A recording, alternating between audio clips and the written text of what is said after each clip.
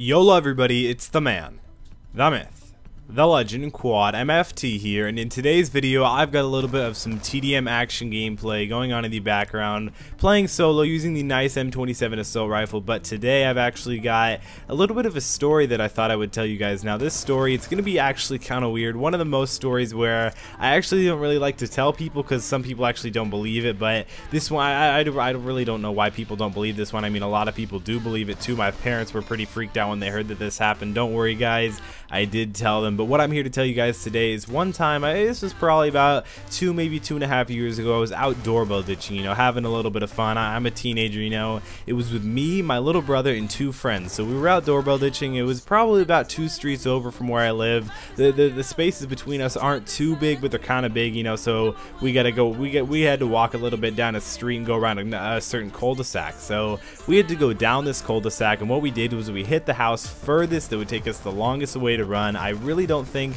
we necessarily thought that through. I think we kind of just thought, whatever, let's hit this house. But we actually didn't know the people that live there, so I thought we might as well hit the house again. This was 2 years ago. I was 12 and a half, if you guys can believe that. But I really wanted to tell you guys the story. So we were all the way down the street, and I was kind of scared, you know. I was kind of scared.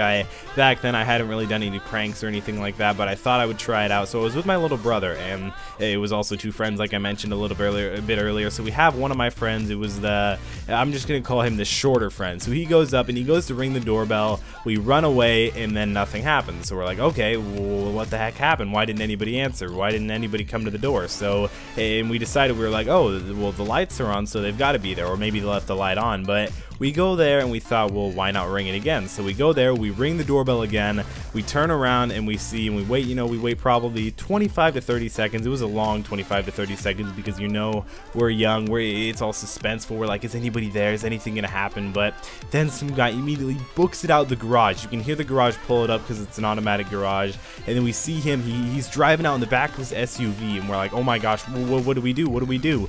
Luckily we had bikes because like I said a little bit earlier, it was a bit long of a walk, so we didn't really want to walk that far, so we took our bikes and we just booked it. Well, luckily I was thinking, and I was actually had my head on straight, and I was thinking, why don't we go where a car can't go? So we went around basically the back of his house, went around completely down the straight road. We probably booked it for about a mile, and he's still going. We saw him through like different cracks and everything through the fences and stuff, and we saw him, and we okay, let me tell you guys, I was freaking out. I was like, oh my gosh, my parents are gonna get so upset, oh my goodness, and I was freaking out. But luckily we booked it down there. We go out, and then we hear the SUV pull up behind us, because by now we're already out by a street and there's a school probably about 2 miles away. So we've ridden our bikes down there, and we hear the SUV pull up behind us because it's probably about 6 to 7 p.m, a little bit after dinner. So we were out, and you know, some people are, but some people aren't. People just got home from work, so they're probably not going to be out too much. But we were out, we were scared.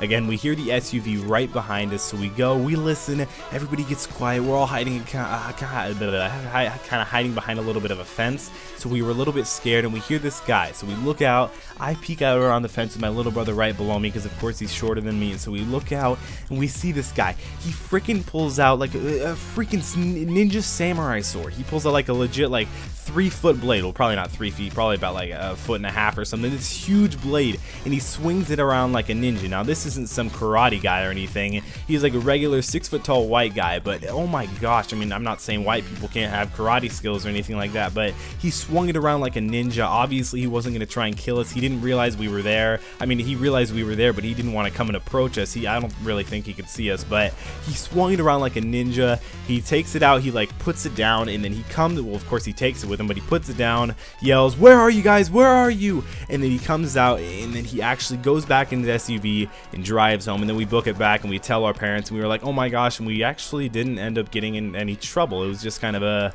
an experience, you know. Life's all about experience. So I hope you guys enjoyed this video. Hopefully that was actually a really entertaining story. Trust me guys, it was scary while I lived it. But make sure to click like on this video if you guys did enjoy that story. Hopefully enjoyed this gameplay too. Subscribe to my channel to hear more stories, more gameplays, more Call of Duty news. It's been Quad MFT, and I'll see you in the next video.